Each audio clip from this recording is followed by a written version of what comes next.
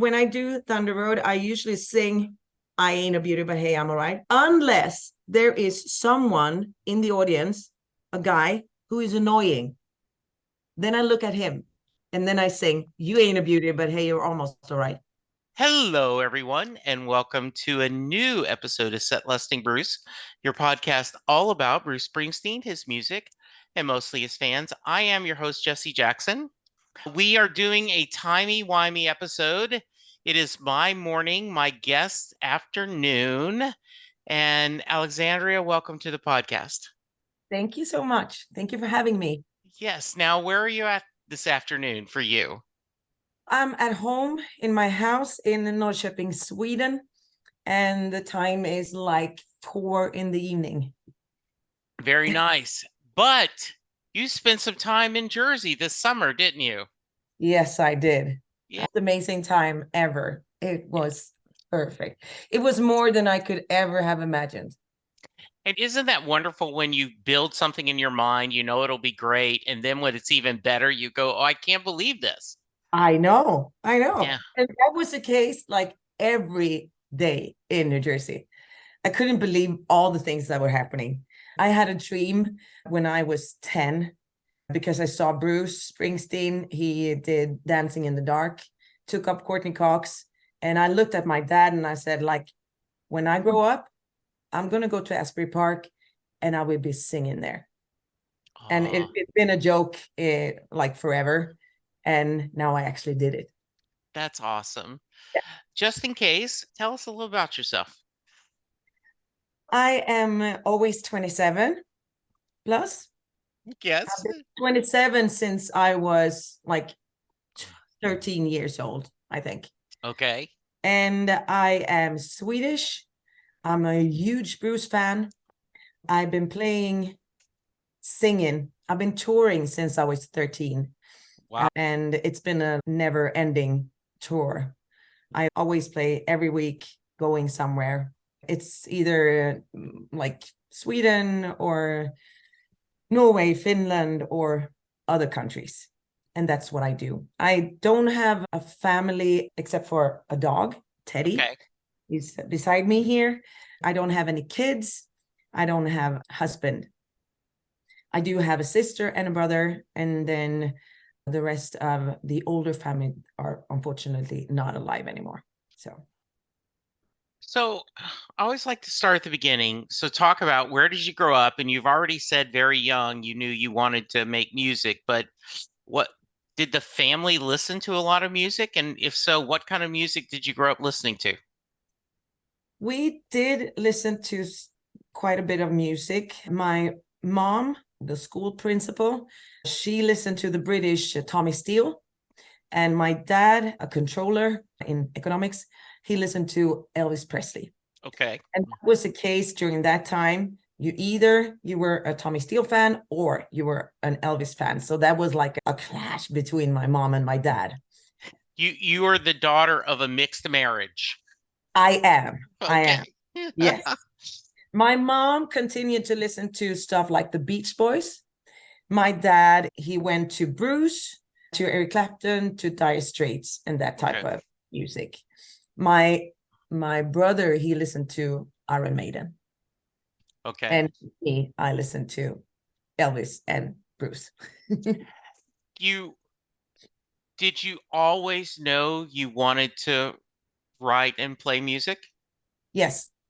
From the very beginning? Yes.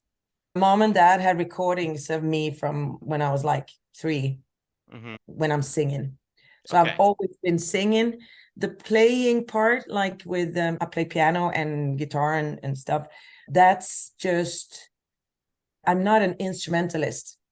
Okay. I just use the instruments to be able to sing. Yeah. So I am singing.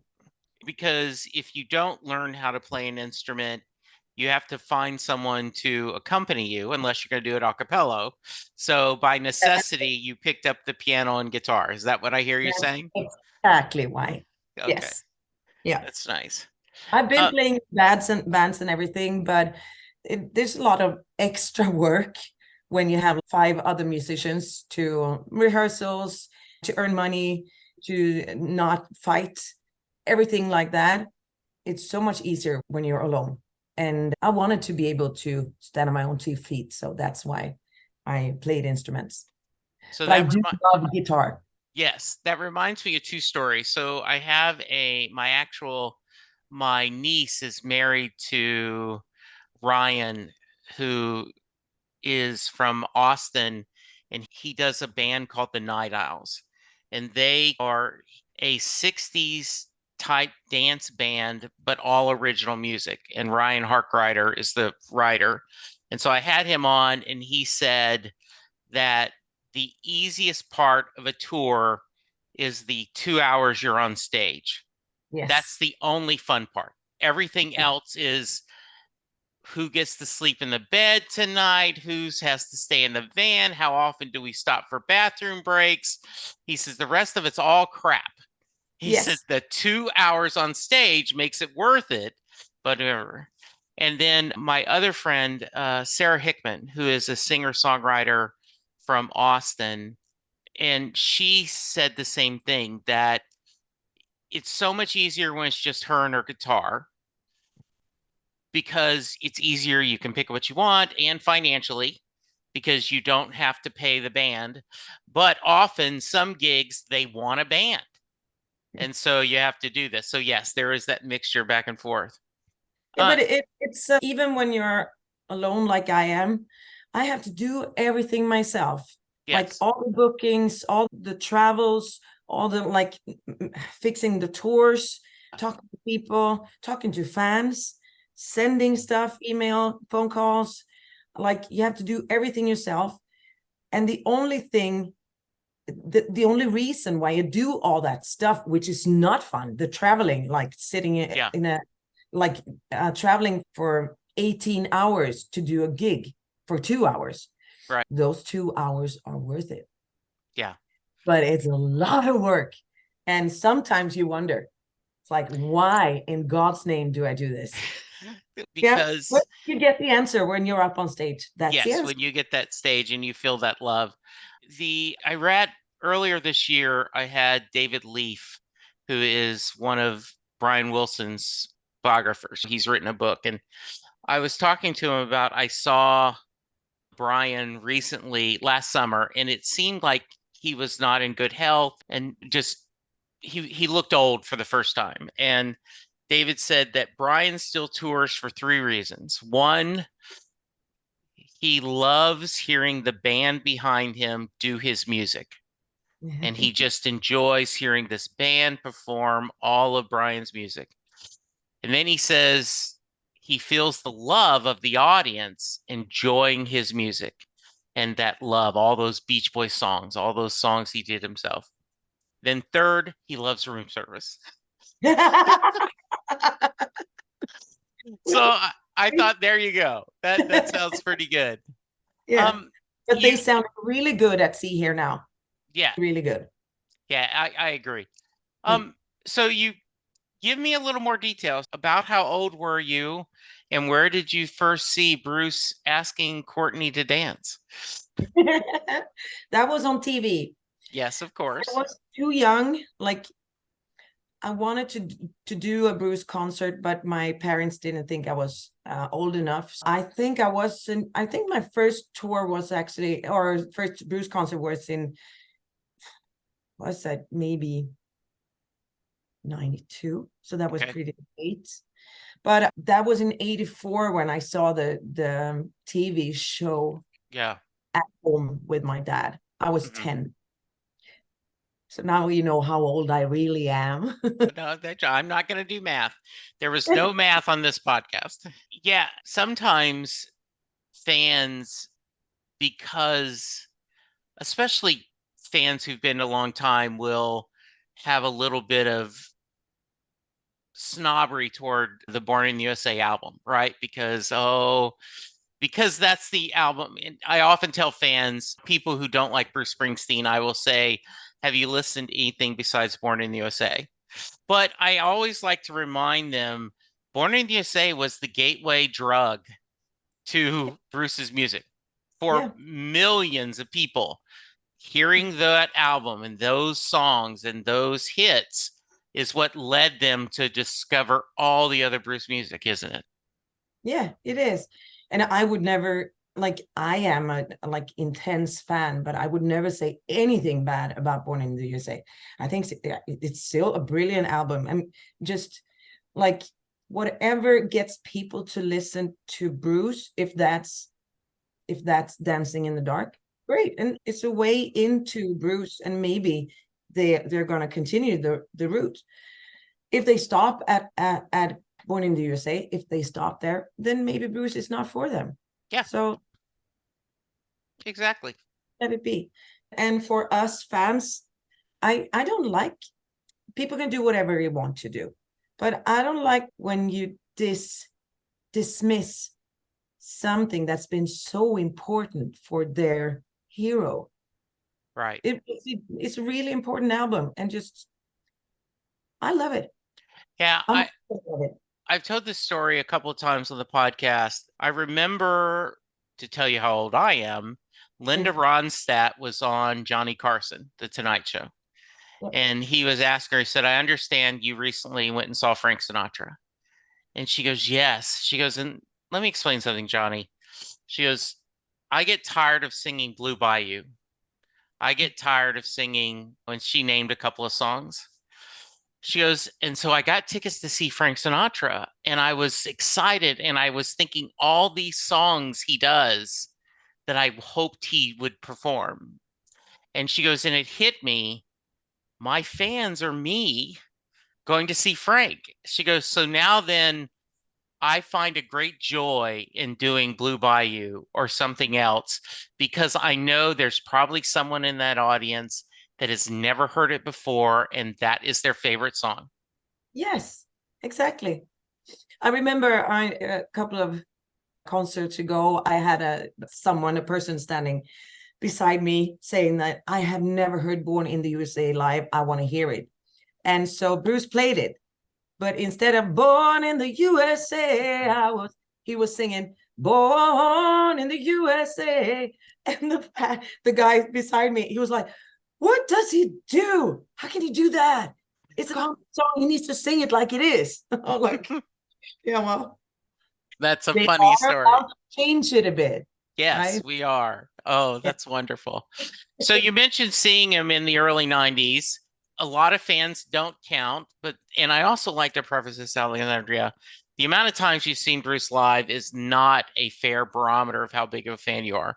There are people who have never seen him live that adore his music, especially before this recent tour, because he had not toured in so long. But are you someone who counts the number of shows? I don't. Okay. I don't. I only know that every time he comes here, I always go every day. He's here. And I usually go to the ones in Norway. Okay. Otherwise, I don't travel much to see him. I went to the Broadway show, of Yeah. course, but no, I would never count. Okay. It's not about that. It's, to me, it's about being there when it's possible. Sure. Yeah. Can you articulate why his music spoke to you? Why hearing Dancing in the Dark and all those other songs that were on the TV that you heard on the radio as a negative 14-year-old spoke to you? First of all, the first thing I saw as a kid was his presence on stage. That was what hit me.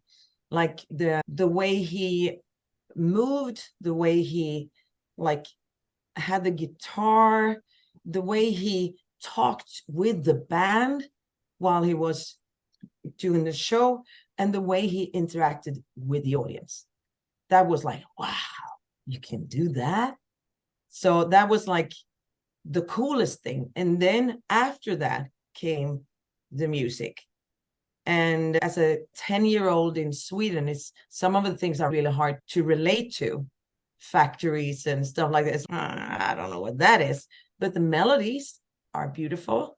The melodies were beautiful already then, and you could like dancing in the dark, sing along with the things you picked up. Sure. Then it was the way he sang, the way, the realness because that's the only singers I like are the ones where I actually believe what they're singing.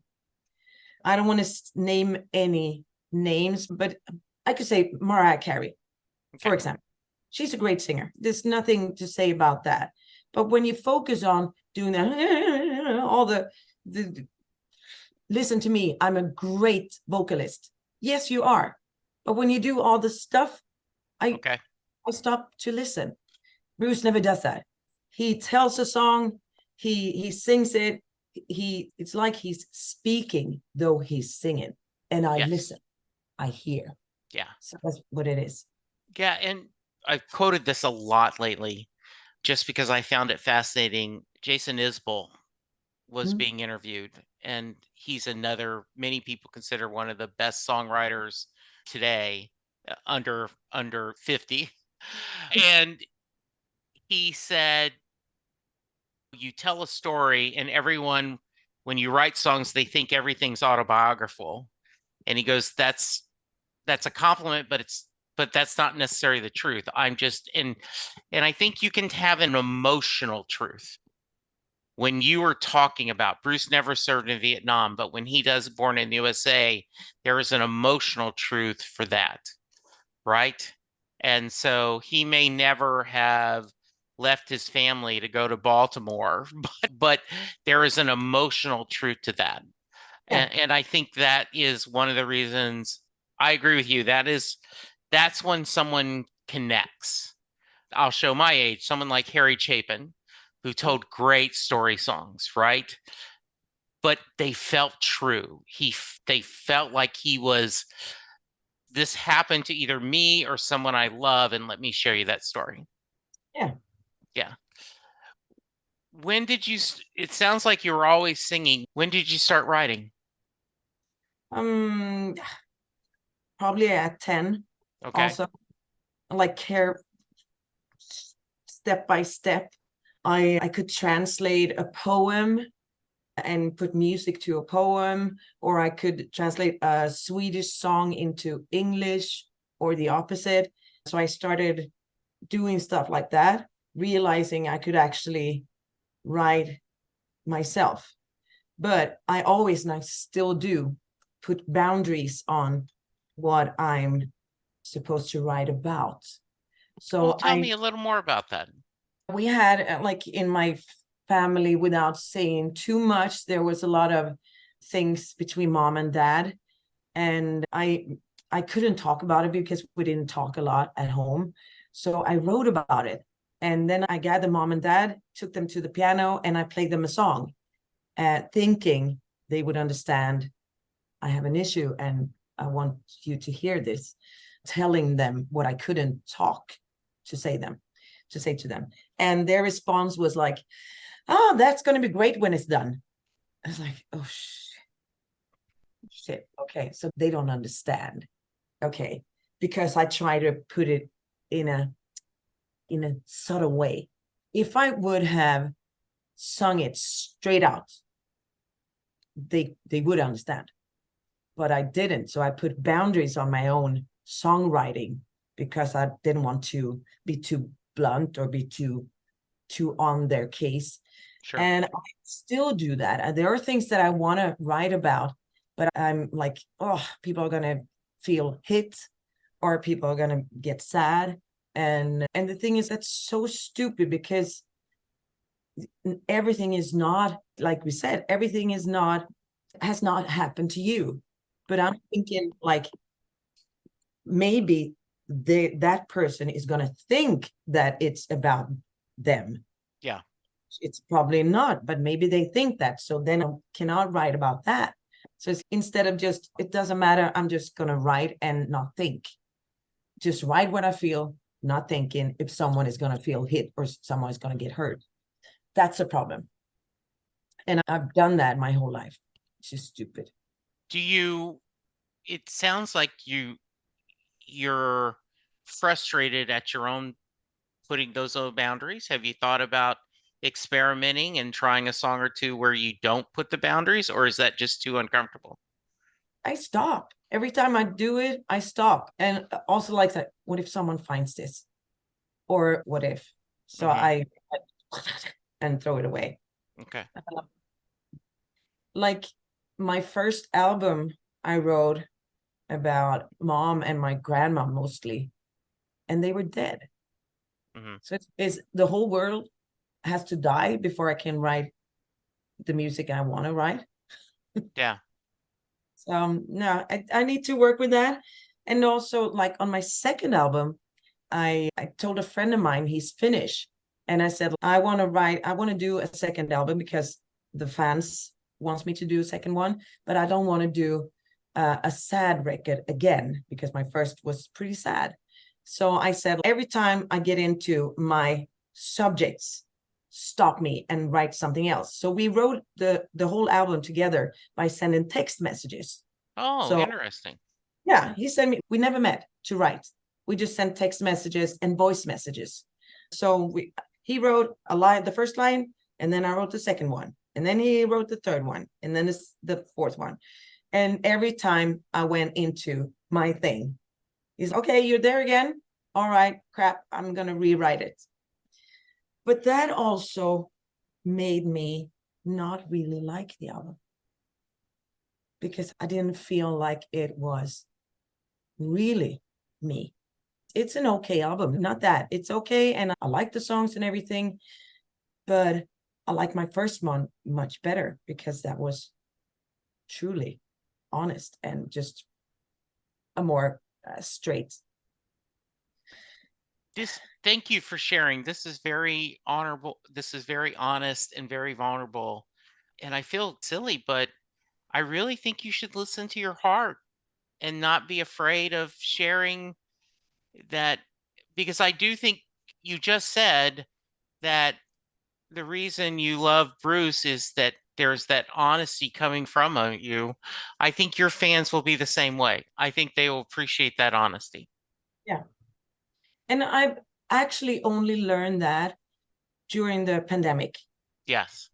That's what I did, a lot of live streams.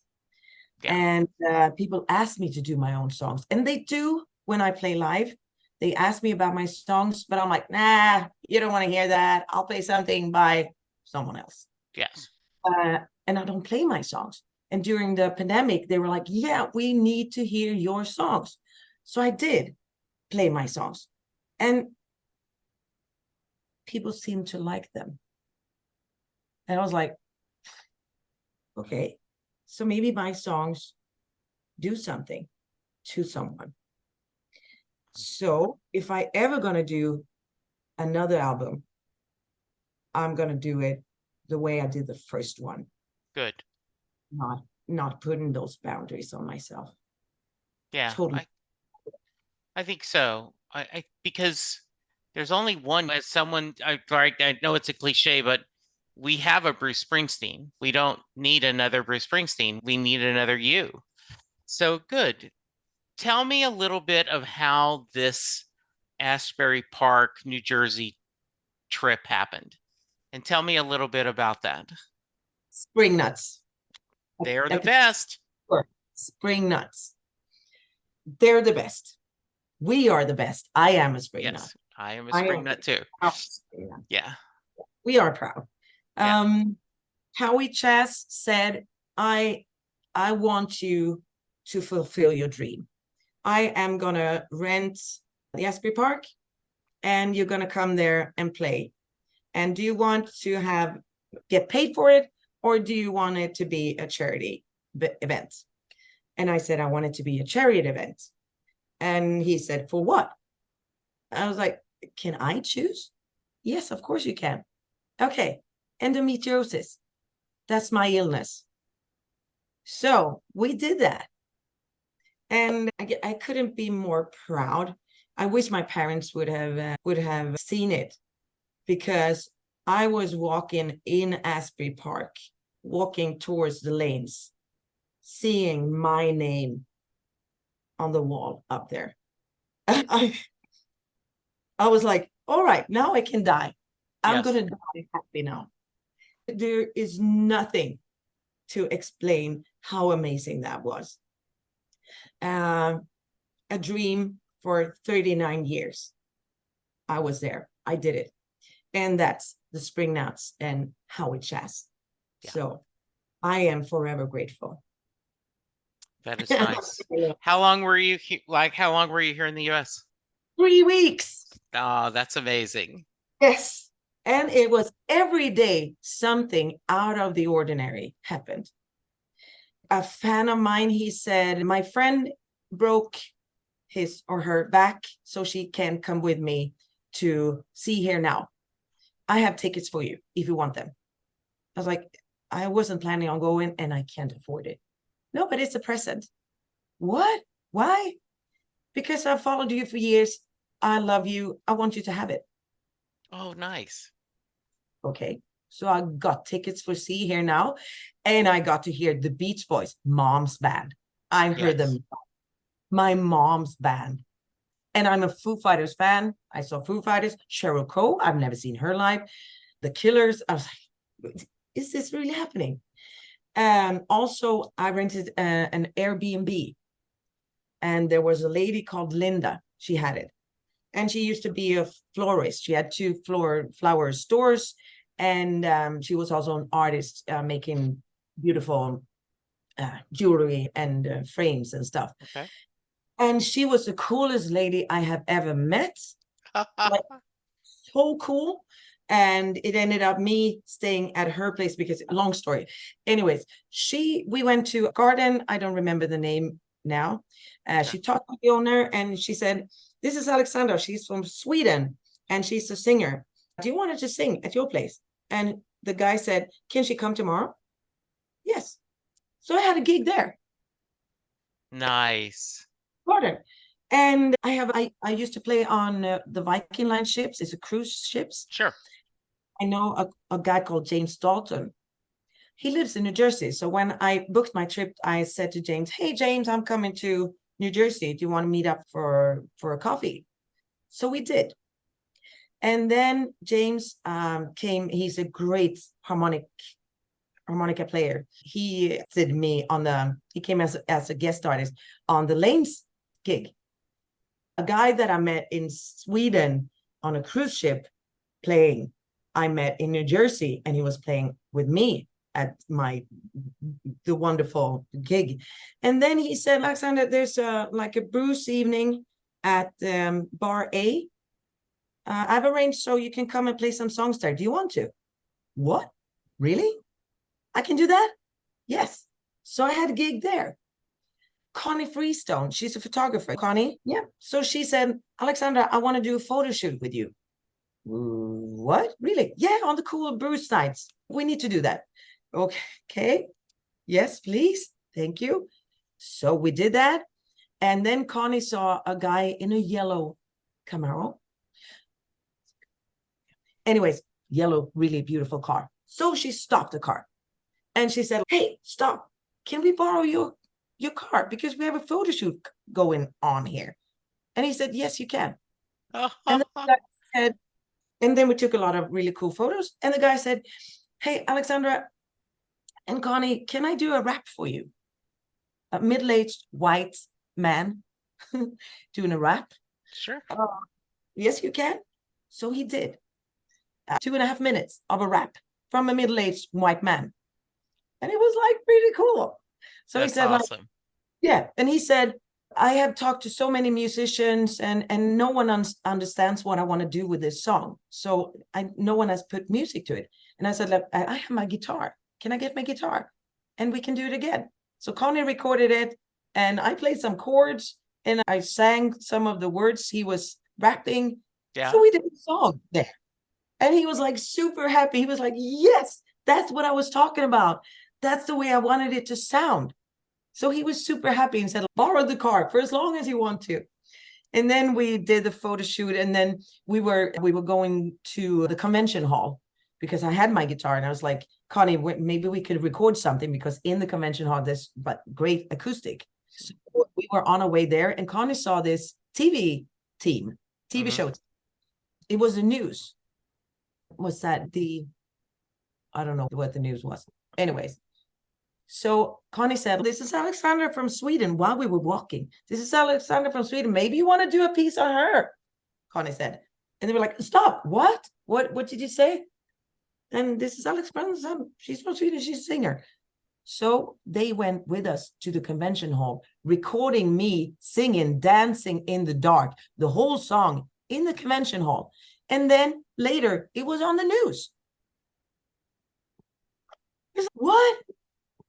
So that type of things happened for 3 weeks daily.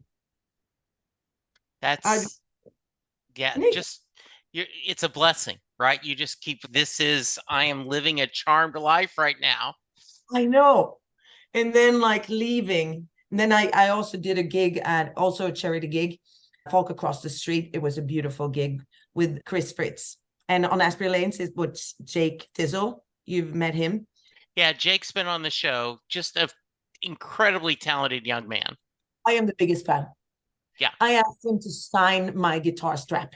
Yeah. I have never asked for autograph in my life. He's the first one I've ever asked. Yeah. I love him. Yeah, we reached out to him. I do another podcast where we're going through every John Hyatt song in alphabetical order. Wow. And yeah, so we reached out to Jake, and Jake's, yeah, I'd love to. And so we visited with him, and we were just, he's a very sharp young man and very talented. Yes. And nice. Yeah. He's like, he's so talented. You'd think it would go up here. No. But no way. He's just all about music. That's what I'm saying. He's authentic. That's why I listen to him. I hear what he's singing. I hear what he's saying. He's authentic. That's what I love. And it's not very common these days. Right. Like, because people only want to get famous. It's like I have a friend with kids, and I asked, what do you want to do when you grow up? I want to be famous. Yeah, okay, for what? I don't know. Yeah. What? That's what kids say. I just recently read a biography of the history of the Mamas and the Papas. And all John Phillips wanted was to be successful. The book talked about he wanted success. He wanted the things. And then and I read other biographies, and that's what reminds me of your story, is it's about the music. Absolutely. Bruce wanted to be a star, but it was about the music, right? Yeah. Jake, I don't know if Jake even wants to be a star. I think Jake just wants to make music.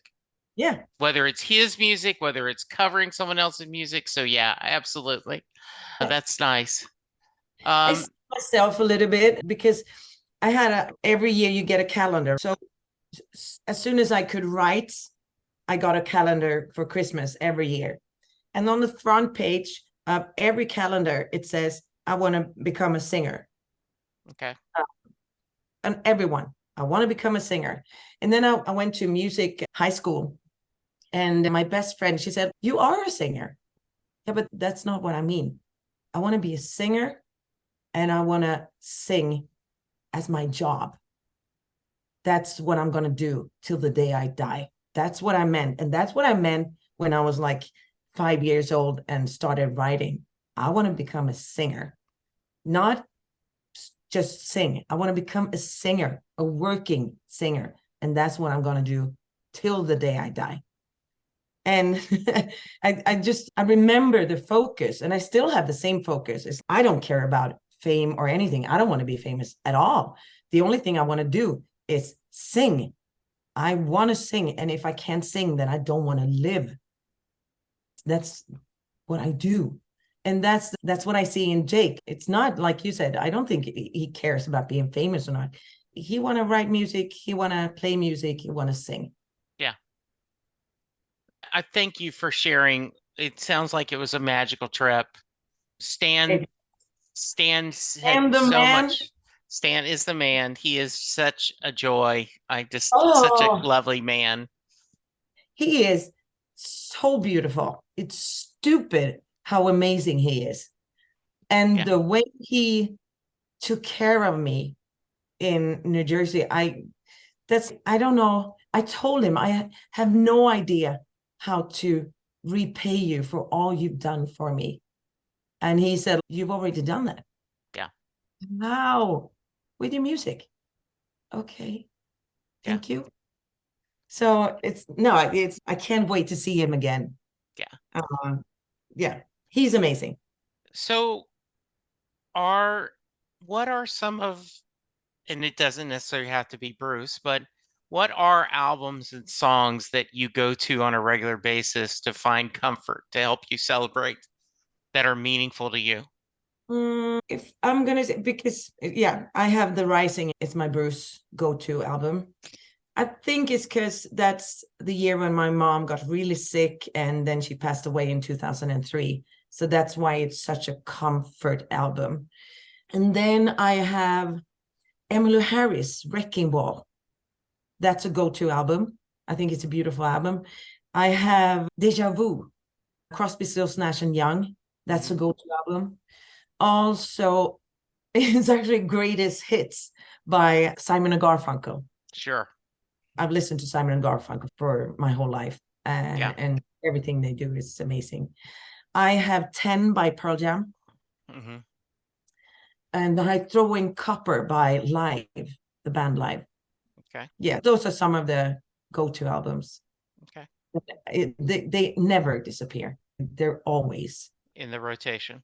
yeah. Yeah. There's Oh, tons. Go Tom ahead. Petty, of course. Tom Sorry. Petty. Yeah. No, there's a lot of videos of you doing different Bruce covers. Are there a few that you just enjoy covering more than any, like you love them all, but are there that you just love when someone asks you to sing or you get a chance to cover? Yes. Brilliant Disguise. Love it. Yeah, that's a great song. Yes. And I wish someone would. No one has ever asked me to do Jesus Was an Only Son. Yeah. Jesus was an only son. Okay. It's a beautiful song. I love to sing that, but I rarely do because no one listens. And also, I love to sing My Beautiful Reward. It's one of my favorite songs. Sing.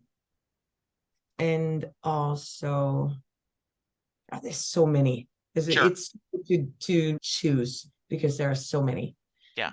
But it also it depends on where you are. Like in Gothenburg in like this summer.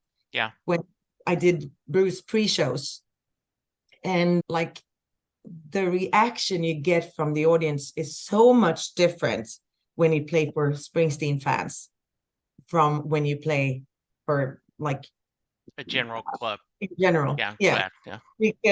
Because all the fans know what you do as an audience on the different songs. Right. Which is like standing in front of an audience doing what I usually do at a Bruce Springsteen concert. Like everything we do, they did towards me. That had to be a really good time. What gave you the idea of doing pre-gig, like you were Bruce's warm-up act, even though he doesn't have a warm-up act, right? I know. I've always wanted to do it. Yeah. But I never dared to do it. That's also thanks to the live streams. Okay. It's thanks to the live streams because I've put some Bruce songs into a set of 4 hours. And then it's like someone, don't you play Bruce? Yeah, I could play a Bruce song. And it's always been like, you don't touch Bruce. Sure. I hate when people do Bruce covers. I hate it. So I'm not allowed to do it because I don't like hearing it myself. Let Bruce do his songs. He does them best, so don't touch them. And then I do it. It's, woo. And then I did it on the live streams. And even the Spring Nuts seem to like it. So I was like, is it okay? Is it really okay? And I asked people, I asked Spring Nuts, and I asked, are you really okay with me doing his songs? And they said, yeah, we love it. Okay, all right.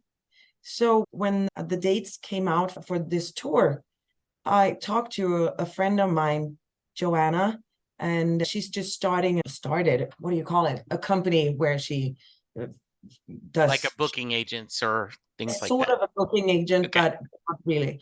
Okay. And I said to her, Joanna, I want to do pre-shows in Gothenburg when Bruce comes there. Can you fix that? And I'm on it. Okay. Okay. Well, and that's what happened. And doing that in Gothenburg, I realized not only Springnuts thinks it's okay, even more people thinks it okay.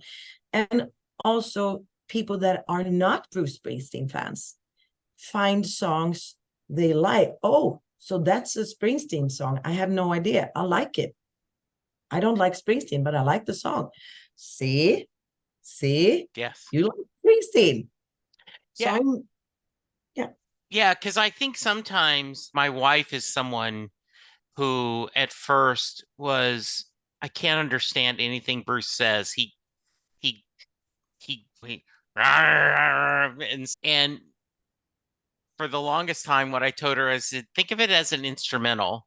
Don't try to understand the lyrics, just listen to his voice, the emotion, and get it. And so since then, Wrecking Ball is her favorite Springsteen album.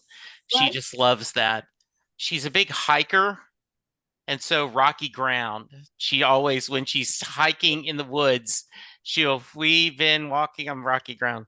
Yeah, perfect. Yeah, so I think sometimes when someone does a version of Bruce's song in with their voice and their tone and their spirit, right? It because songs are so fluid, it can sound different and different. I know I love it when I go to a club or a bar and when it's just someone playing background music, right? They're everyone's eating. I will always tip them and I'll go, "Hey, if you can do a Bruce song, please." And some of them can't, but if most of them I'm on fire Yeah. because I guess that's a fairly easy song to learn. It's done. But every once in a while, I'll get someone, oh, how about I do tougher than the rest? Yes. Yes. I was in New Orleans and there was a small club and there were three people upstage playing. There was a guitarist, a musician, a piano player, and they were passing the hat. And the lady said, "Do you want to hear anything?" And Linda says, "Go ahead."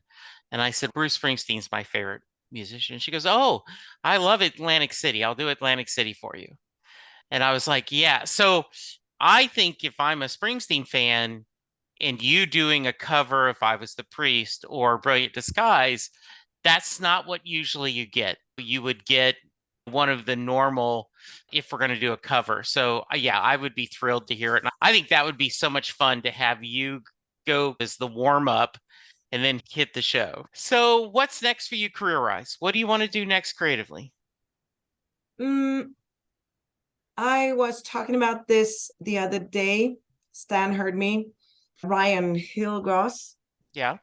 he interviewed me, and that was the first time I said it out loud that I would love to do a Springsteen album, Yeah. but I would do it with honor and respect and not go haywire with doing total different versions. Not like that. Just record them from my Your heart. heart. Very, I don't know. I would love to do that because I don't have a third album with my own songs coming because I still have some head ghosts that I have to Right. take care of.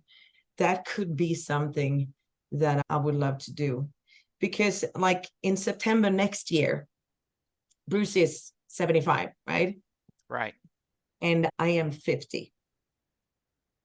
So I would love to celebrate my birthday doing, not to, I will do that. I Yes. will do concert with Springsteen songs with the band for Springsteen fans and celebrate my own birthday and his 75th birthday. Do that. If, And to that, yeah. that to that concert, it could be an idea to have a CD Yeah. or whatever you have nowadays. Yeah. Vinyl. I'd be first in lineup of the Kickstarter if you wanted to raise funds, and I know the Spring Nuts would do it. I think there's a market for it out there. I think your voice would be beautiful. And like I said, I'd be the first person to line up on the Kickstarter to help you fund the album. Okay, good. Okay. Yeah, Okay. let's do it. And then, hey, you can come on here and we can kick off the Kickstarter and we could get this going and you could, okay? So that sounds Okay. good. What do you say about greetings from Sweden? Yes. Yeah. Oh, that is a great title. Isn't it? Oh, that's perfect. Yeah. I love it. That's great. All right. All right. Alexandra, this has been so much fun. I agree. What have I not asked you that I should have? Have you, I assume you have never met Bruce in person, or else you would have told that story to begin with. Yeah, I haven't. I've met some people around him. Yeah. I met Anthony. Anyways, I met him, and he said the last song you played on your set was the last song we played on our set. That's when I like, what? Yeah. Yeah. And then he said, I'm going to tell Springsteen all about you. And I was like, no, don't say anything. I'm destroying his songs here. and then I was like, oh, okay, but yeah, tell him. And tell him that I want to be his, I was going to say, the band that plays before Springsteen. Yeah, his opening act. So I said, tell him that I want to be his before band. And this Anthony guy, he was like, do you mean opening act? Yes. That's nice. Like, oh, that's great. And I was so embarrassed. I was so it was a whole table with people from the Seeger Session Band. And usually I talk to everyone in the audience. I walk around and I talk to everyone, ask if they have any certain songs they want to hear. Mm-hmm. This table, I didn't even look at them because I was too embarrassed. So like when they left, they were like, hey, Alexandra, it was so nice to meet you. And I was like, bye. That's awesome. So, and when outside the Broadway show, I was there for 5 hours before Bruce Springsteen even came. I had a guitar, so I was singing and playing there. And that's a whole other story. Oh, let's hear it. It was a policeman. He came and he said, are you the one who's been playing for 5 hours? I've heard people talking about it.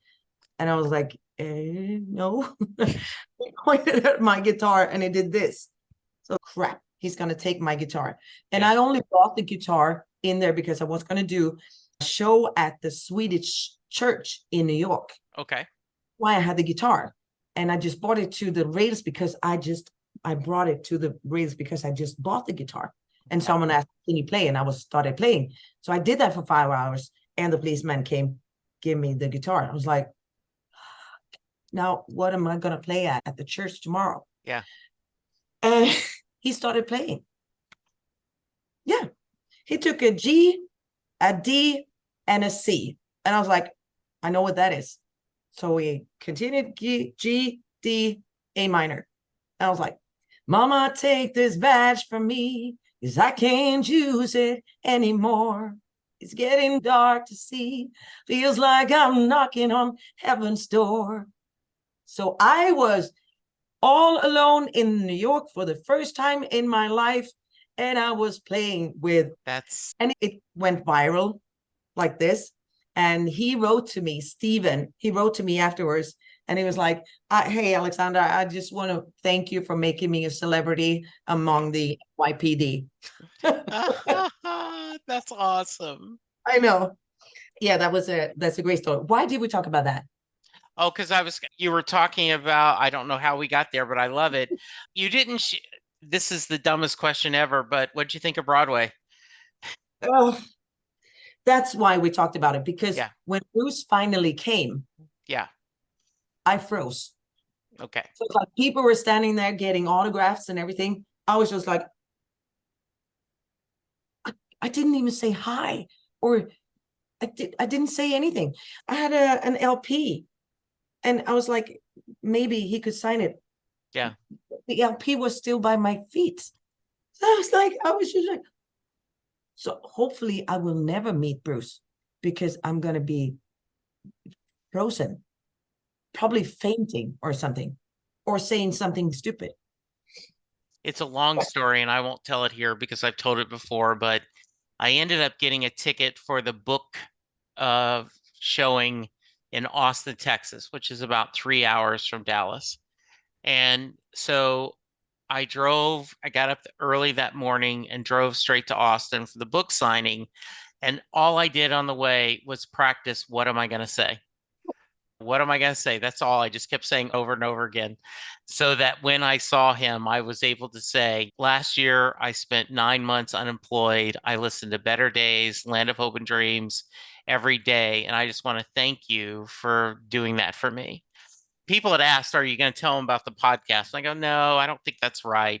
Though I did wear my Set Lusting Bruce t-shirt. Oh, So good. Yeah. yeah. And yeah, that's the only time I've ever met him. Obviously the dream, I would just love to have him on the show one time, and we would just talk about his music fandom. Who are the people that he goes, Yeah. I can't believe. So that's great. But I meet him. Huh?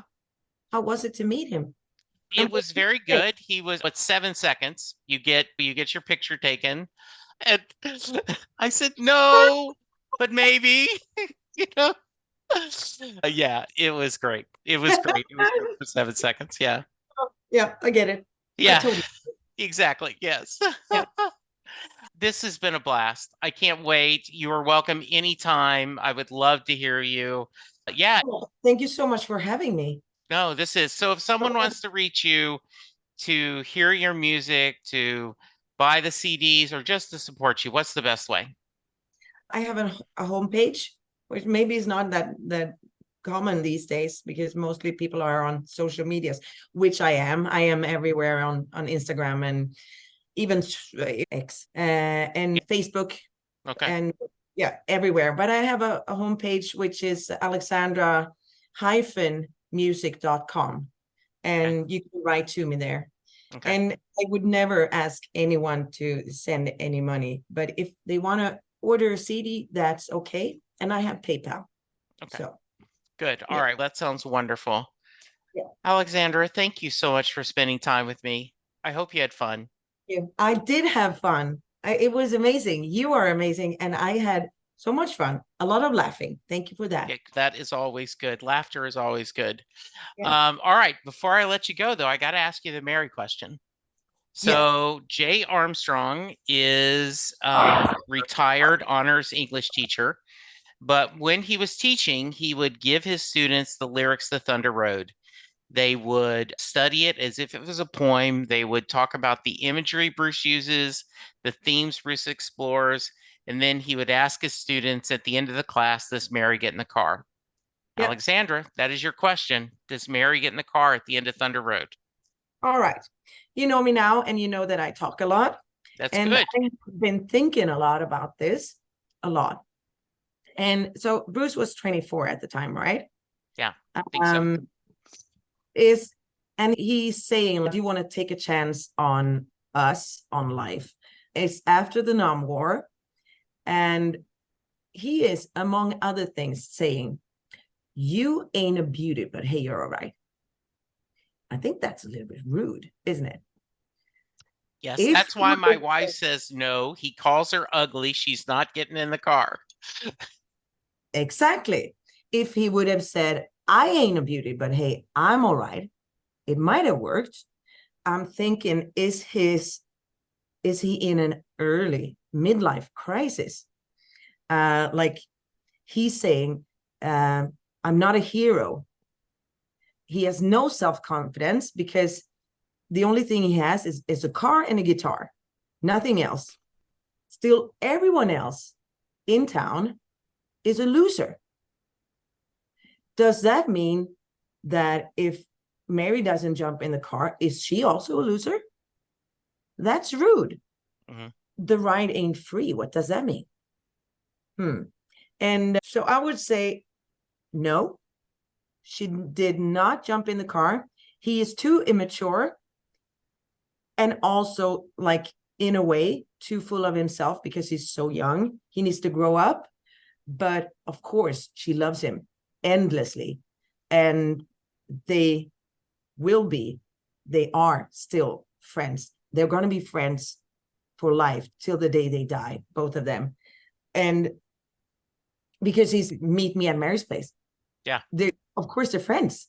They're lifelong friends, will always be. And she's always going to love him. And I think we all have a Mary, all of us, whether it's a friend, it's a lover, or it's, I don't know, religion, conscious, I don't know. Yeah. Everyone has a Mary in their life. But no, she did not jump in the car. That is an outstanding answer. Yeah. Thank you so much. Thank you. All right, listeners, go check out the website, check out her social media, check out the music. There is a long YouTube channel of Alexandra doing a wide range of music, including some of her own, which I think is lovely. I know she's hard on herself, but it is very lovely. And we're going to have you back on anytime you want. And that's it. We're going to do the Kickstarter. We're going to get that. Greetings from Sweden. Greetings So from Sweden. I'm ready. I'm excited. All right, Thank you so listeners, much. remember to be kind, be safe, and we'll talk to you soon. Goodbye. Goodbye. And we're out. Yay. Hey, well Thank done. you. Thank you so much. So my being a guy, I think of that. I think Mary often talks bad about herself. I think Mary says, I'm not very beautiful. Why would anyone want me? And I think that's him overcoming that objection. Hey, you ain't a beauty, but hey, you're all right. In my mind, that's my mind canon that he is trying to tell her in his own way, no, I find you very beautiful. But yeah, my wife says it's a song about settling and you Yeah. shouldn't settle. So yeah. Yeah.